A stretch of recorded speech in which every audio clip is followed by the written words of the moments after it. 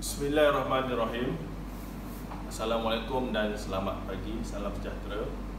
Terlebih dahulu saya ingin memperkenalkan diri saya. Saya Syakirin bin Yusof, pelajar sarjana psikologi kaunseling, Fakulti Sains Sosial dan Kemanusiaan, Universiti Kebangsaan Malaysia.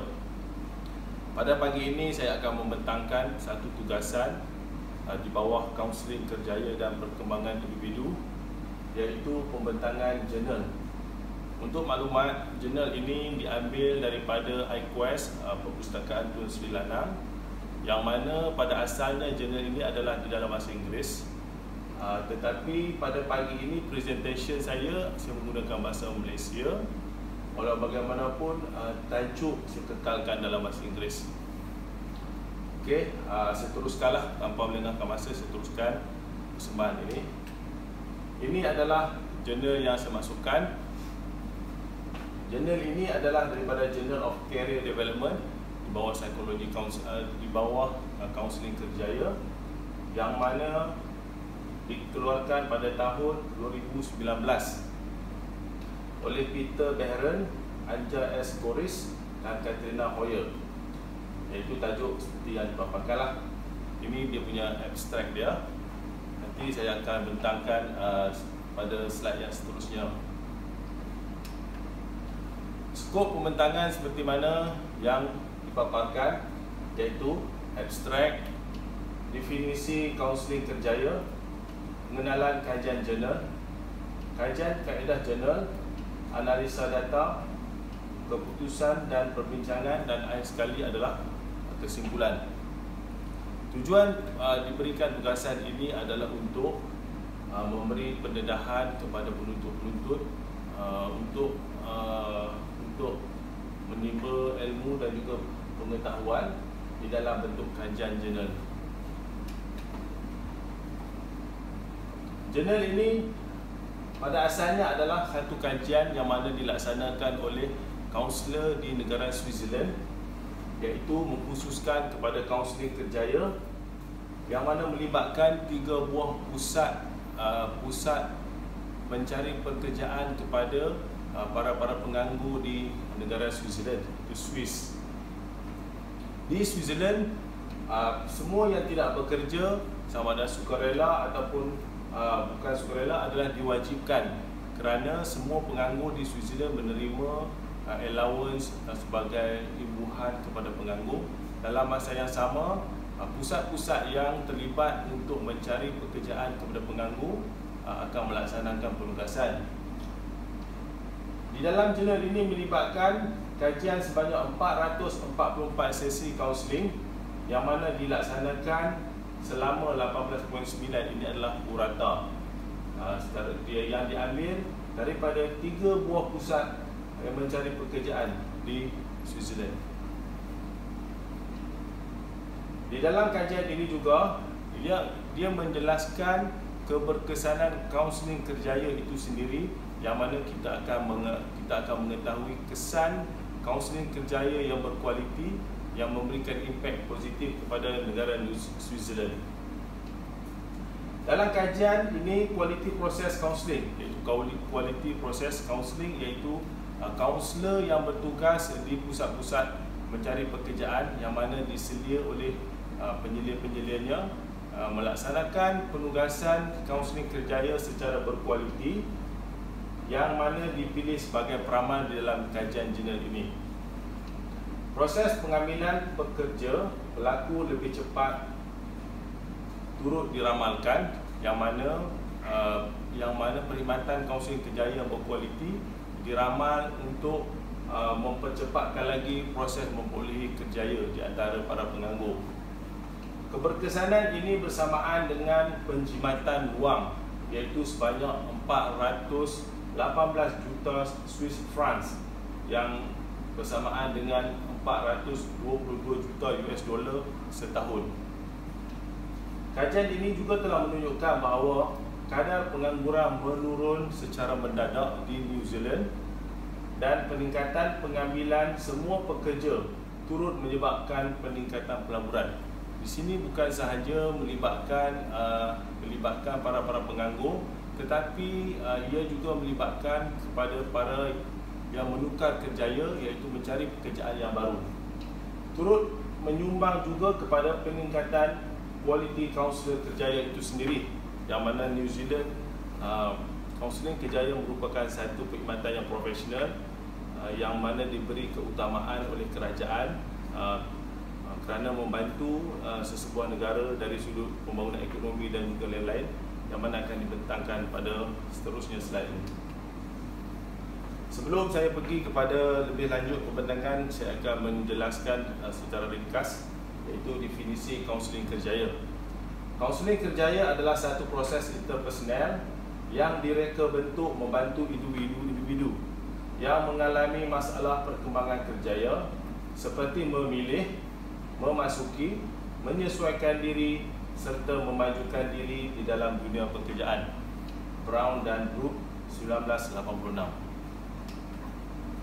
Pengenalan statistik yang diambil pada tahun 2014 telah menunjukkan bahawa seramai 201 juta orang penganggur di seluruh dunia, iaitu kajian oleh Statista 2019, yang mana di Switzerland saja jumlah itu berseramai 136,764 orang.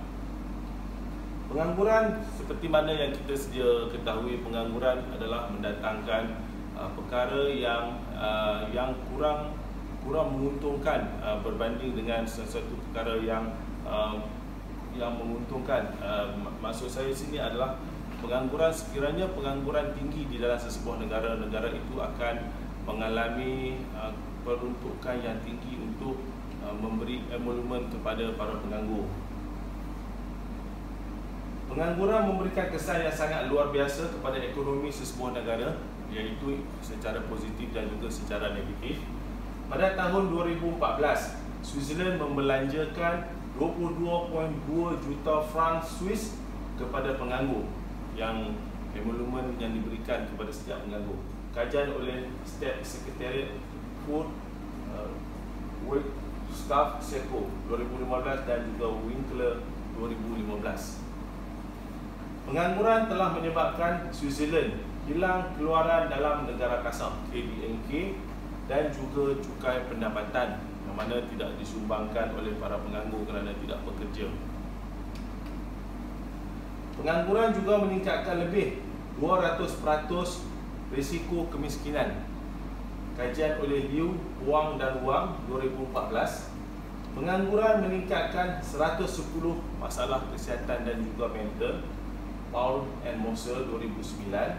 Pengangguran meningkatkan 40% kes melibatkan penggunaan alkohol. Kajian oleh Deb, Gallo, Ayer, Gehring, Fletcher dan Schindler 2011. Pengangguran menyebabkan peningkatan 300% kes jenayah golongan belia. Ini diambil untuk golongan belia, iaitu kajian oleh Farrington, Gallagher, Molly, St. Ledger, West 1986.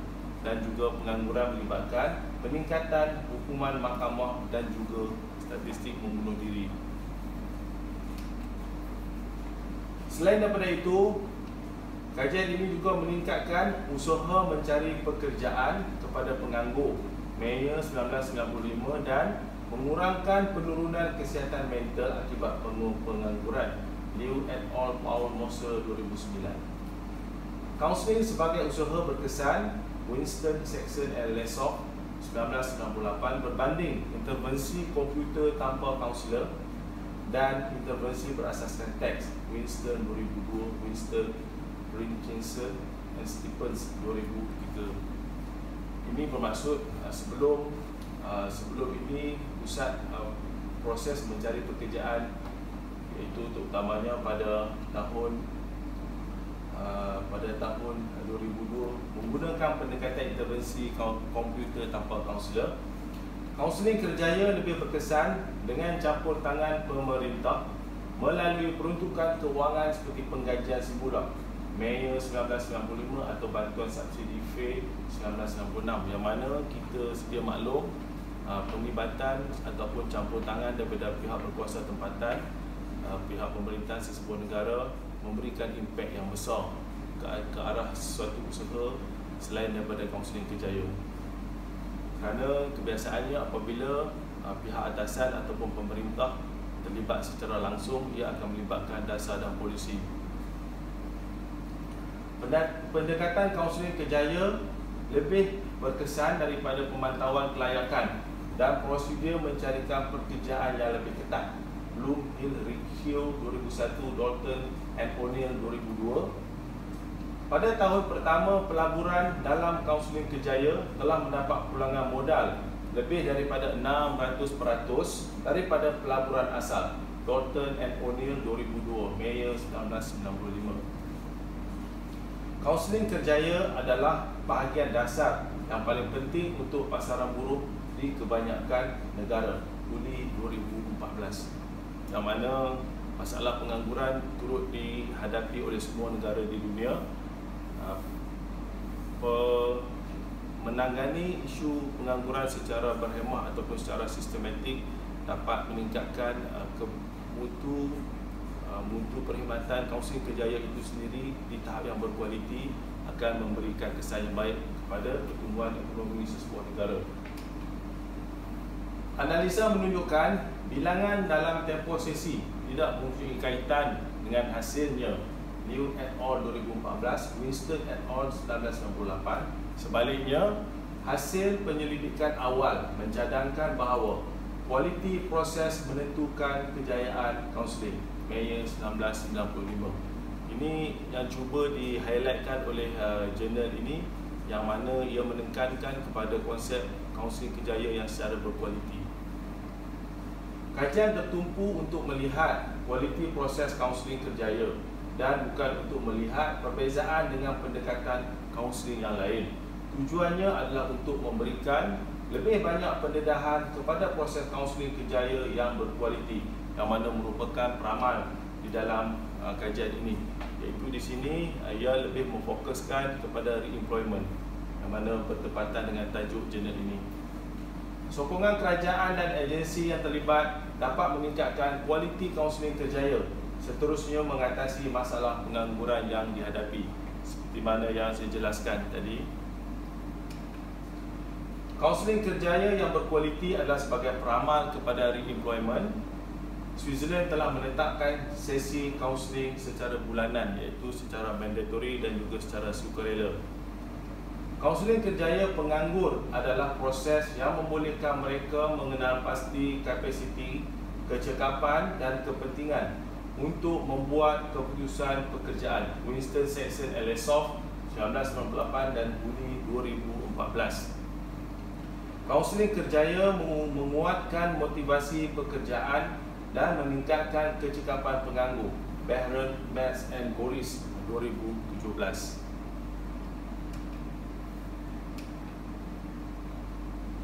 Kaedah kajian yang dilaksanakan oleh jurnal ini. Kajian keberkesanan proses kaunseling kerjaya adalah menggunakan penilaian kaunselor, iaitu lebih mengkhususkan kepada perkhidmatan yang berkualiti. Di sini 3 pusat pemilihan kerjaya ataupun pusat mencari pekerjaan kepada para penganggur diambil di dalam kajian ini, melibatkan 3 pusat dan setiap pusat itu mempunyai kaunselor yang tertentu, yang mana yang menilai kaunselor itu secara berkualiti ataupun tidak adalah penyelia di dalam masing-masing pusat yang disebutkan, iaitu melibatkan 3 buah pusat memberi pekerjaan yang mana dikendalikan oleh kaunselor dan dipantau oleh penyelia. Data kajian diperolehi untuk tempoh selama 5 tahun. Kajian ini 5 tahun menggunakan data 5 tahun yang bermula 2010 hingga 2015. Penyelia kepada kaunselor menilai kualiti proses kaunseling sebanyak 444 sesi, yang mana dijelaskan semasa ekstrak tadi.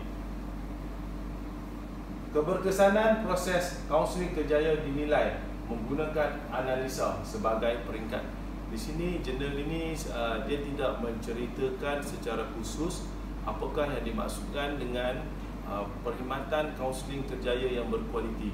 Dia tidak cerita secara terperinci yang mana berkualiti yang maksudkan berkualiti. Kaedah intervensi Penilaian sesi kaunseling kerjaya bulanan iaitu mandatory secara sistematik ke atas penganggur. Di dalam sesi selama 30 minit, kaunselor meneroka semula potensi pekerjaan, membincangkan matlamat individu, kemajuan, cabaran dan pelan tindakan.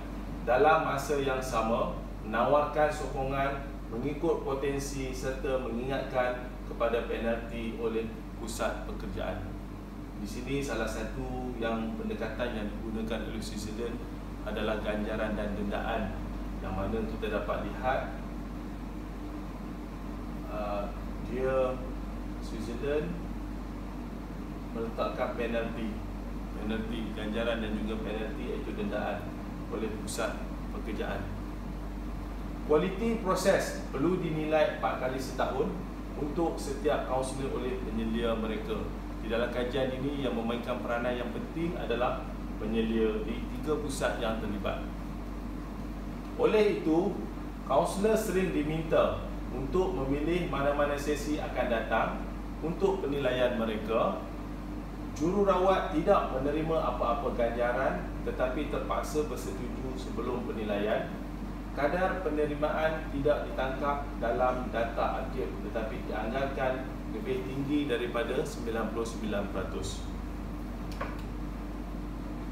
Penilaian penyelia turut dimasukkan ke dalam spreadsheet Excelular di pusat pekerjaan dan proses pengumpulan data ini dipantau dan disahkan oleh perunding juridisial pusat pekerjaan yang terlibat. Bagi menentukan maklum balas penyedia seperti yang dikehendaki dalam menentukan proses kualiti Luana Bedian 1966, model kualiti pusat kerja untuk pengamalan yang baik di dalam proses kaunseling. Model tersebut menuntut proses kaunseling yang jelas, menyokong dan memulihkan sumber sejajar dengan pendekatan berorientasikan penyelesaian dan kelakuan kaunselor yang berkaitan dengan kejayaan. Kajian oleh Baron Hoyer and Boris 2019, Grave 2004 dan Wempole 2015.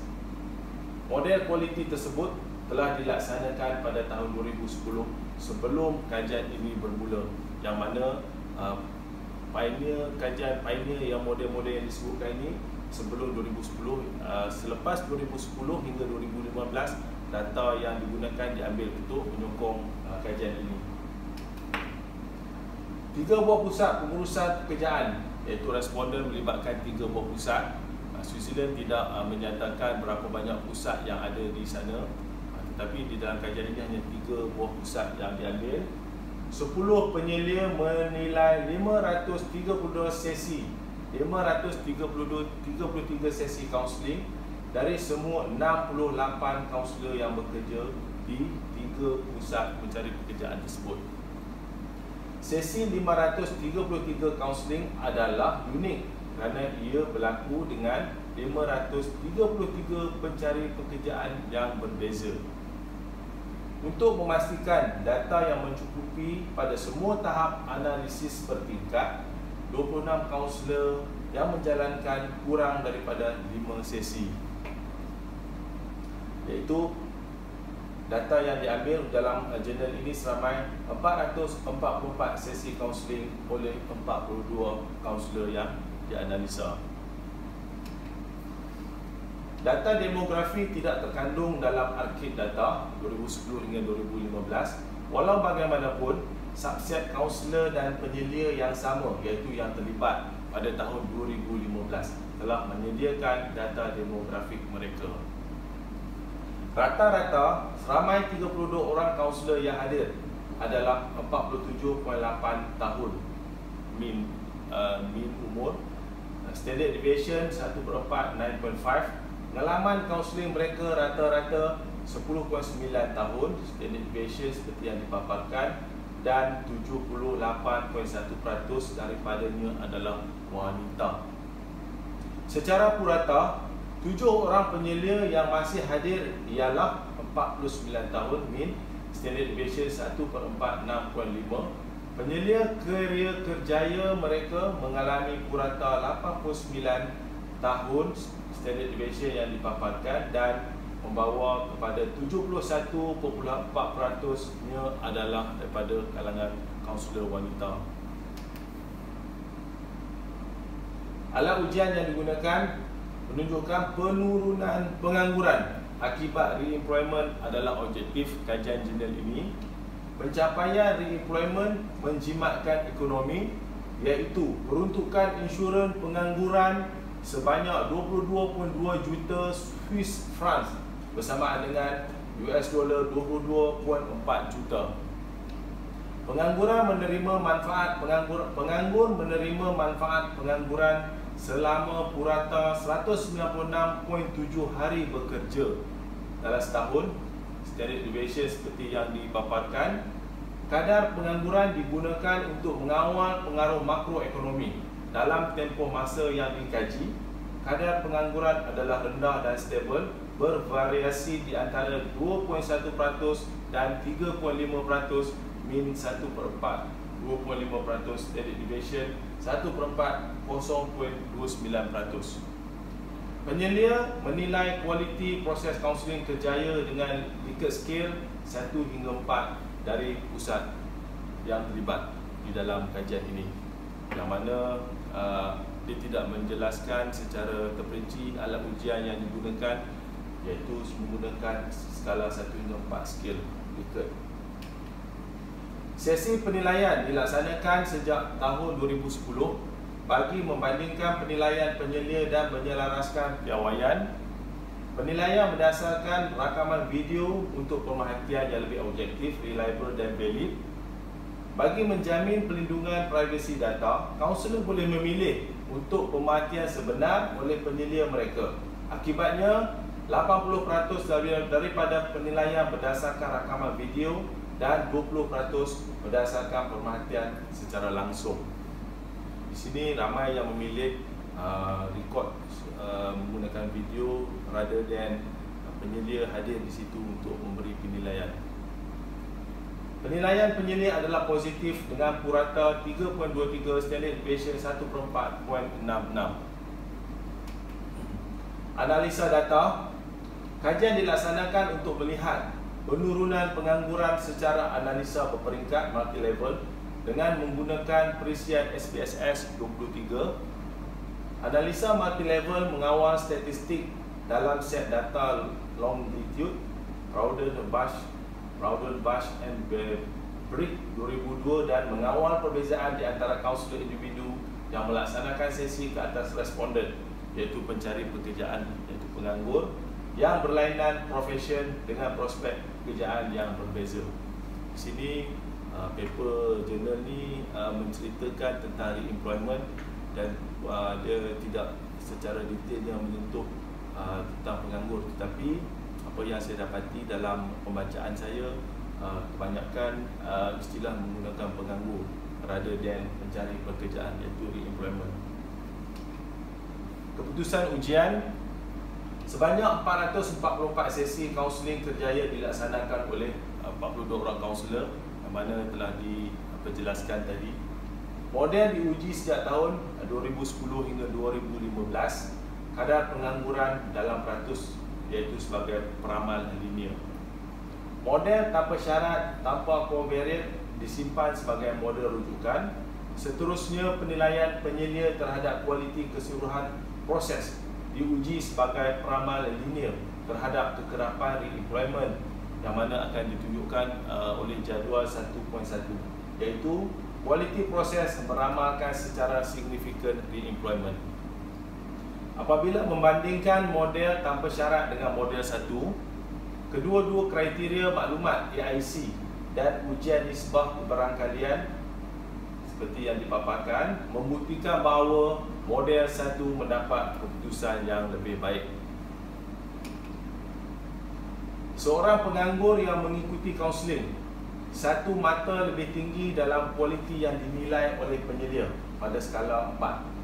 Didapati menganggur dalam tempoh yang singkat, menerima manfaat pengangguran selama tempoh 18.9 hari bekerja, iaitu yang lebih pendek, kerana hasil daripada kaunseling kerjaya yang berkualiti melakukan eksplorasi seperti mana yang definisi kaunseling kerjaya saya jelaskan tadi, membantu ia membuat keputusan dengan berkesan dengan cepat dalam memilih kerjayanya.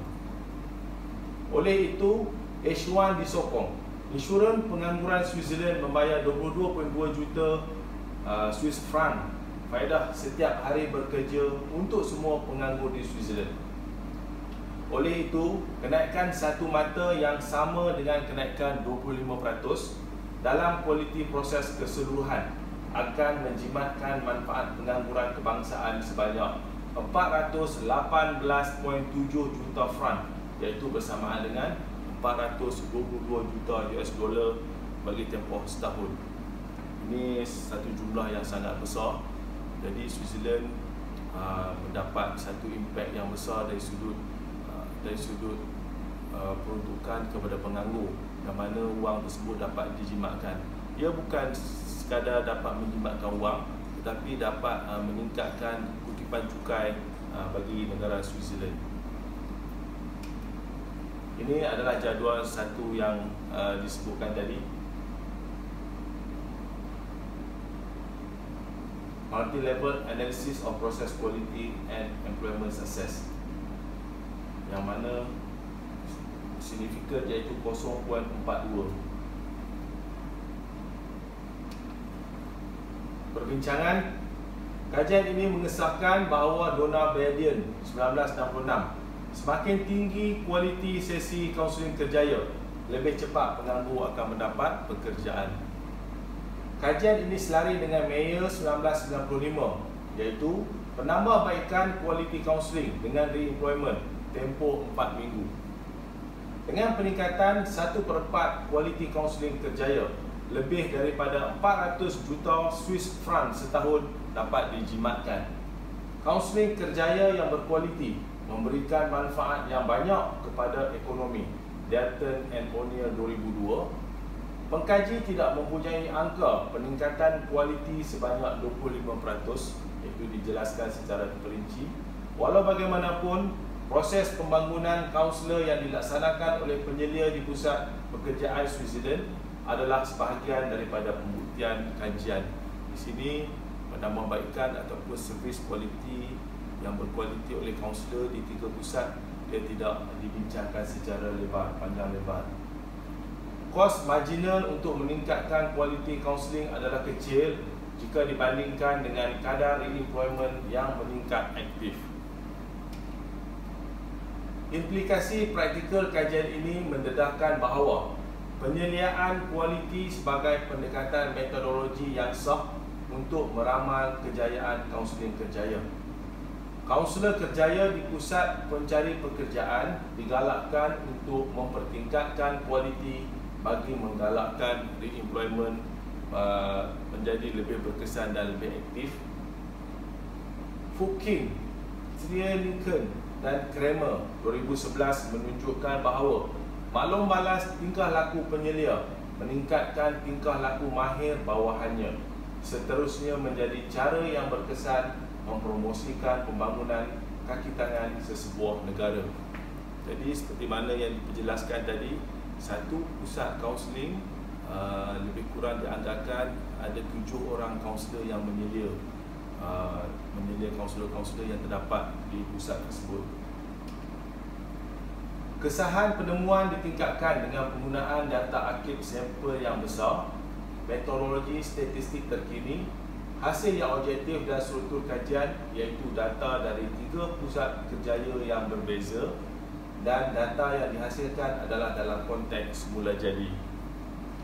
Ini adalah kajian yang pertama membandingkan kualiti kaunseling kerjaya dengan intervensi kaunseling yang sama bagi tujuan re-employment.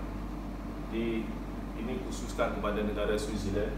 Kajian ini telah membuktikan bahawa penilaian kualiti oleh penyelia sebagai proses operasi yang penting dan sebagai peramal untuk meningkatkan re-employment. Walaupun kualiti proses disahkan secara umum, komponen kualiti kritikal kejayaan masih tidak diketahui. Kesimpulan, hampir 200 juta orang terdedah kepada kesan buruk pengangguran dan lebih 100,000 orang daripadanya adalah di negara Switzerland. Kajian oleh Statista pada tahun 2019. Kajian ini telah membuktikan bahawa proses kaunseling kerjaya yang berkualiti mempunyai signifikan dengan faktor pengambilan semula pekerja, iaitu re-employment. Meningkatkan kehidupan penganggur akan mewujudkan penjimatan ekonomi secara serentak. Kajian ini juga menyumbang kepada peningkatan pelaburan ke atas karier ataupun ke atas profession kaunseling kerjaya itu sendiri bagi tujuan re-employment. Merangsang penyelidikan lanjut berhubung faktor-faktor yang mempengaruhi kualiti kaunseling kerjaya yang berkualiti serta profesionalisme kaunselor yang terlibat. Jadi itu saja secara ringkas pembentangan jurnal yang mana perkhidmatan kaunseling kerjaya secara berkualiti dapat meningkatkan re-employment. Selain daripada kajian yang dibentangkan, kita dapat lihat di sini yang mana kesan pengangguran dapat dikurangkan secara drastik akan memberi banyak manfaat ataupun kesan positif kepada kesejahteraan sesebuah negara. Contohnya meningkatkan taraf kesihatan,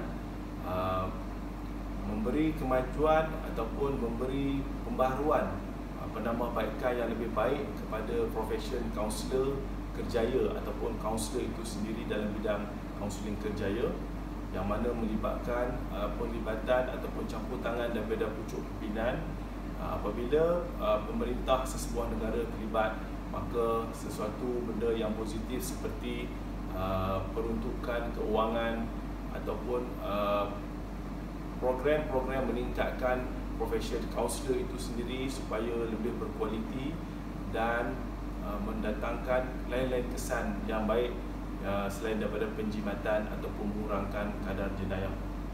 Kerana di dalam kajian ini dia menjelaskan bahawa mengurangkan kadar jenayah yang terlibat oleh golongan-golongan belia, yang mana kebanyakan kita mengetahui bahawa kajian ini menjurus kepada re-employment peratus yang tinggi kepada golongan belia. Selain daripada itu, ia juga dapat menghasilkan satu kehidupan ataupun satu suasana persekitaran yang kondusif di dalam sesebuah negara Switzerland, yang mana Switzerland mengambil berat ataupun mengutamakan kesejahteraan rakyatnya. Jadi saya rasa setakat itu saja pembentangan jurnal kajian ataupun tugasan yang diberikan kepada saya. Saya akhiri dengan ucapan terima kasih. Wabillahi taufiq wal hidayah. Wassalamualaikum warahmatullahi wabarakatuh.